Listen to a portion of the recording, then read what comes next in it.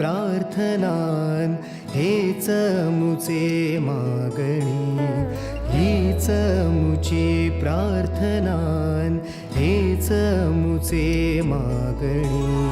माणसाने माणसाशी माणसा समवागणे.